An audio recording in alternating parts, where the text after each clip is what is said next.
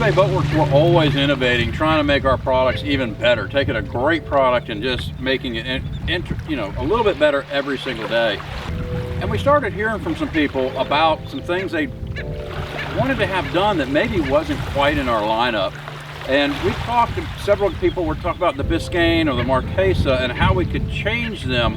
But when you change them, you take away from some of the great characteristics that make them unique for what they do in that model. They're still part of the lineup, and we didn't want to take away from something that was already doing a great job for what it needed to do.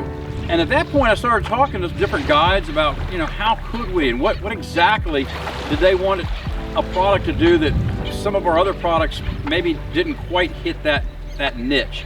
And there really wasn't a way to modify existing products, so we came up with a whole new boat called the Marathon. Chris said, hell with it, I'll come down there and fish with you and we'll talk about it and see what we can do. So we come down and saw the requirements I wanted in a boat and the needs. Changes. Yep. Yeah. And he said, well, let's do it. What the hell. A year later, I got one of the first prototypes, David got one, and we've been running them for 2 years now, and things finally about to be in production, and it is an awesome boat. Yeah. Originally we had thought about changing up the Marquesa, because that's kind of the standard for the Hells Bay lineup as far as the tarpon boat. But we kind of drifted from that into the Biscayne. For reasons that we look back on now and say that was a great idea. It was a very good idea. The best attributes of this new boat are, we have speed. I'd say it's the first Hells Bay that really gets on the pad and will fly. Yeah, it moves. Yes. So I've seen 58 out of my boat.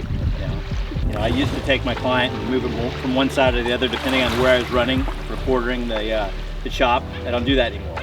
It's very dry. Another attribute to it, it pulls very well compared to it pulls well, it spins well, Yeah, and it doesn't, let's be honest and say it doesn't spin as well as the Biscayne with a smaller motor. Yeah. We have a 115 hanging off the back and it's a little longer, but it spins great for the size boat it is and the speed you get out of it. I think those are, there's always a give and take with the flats boat.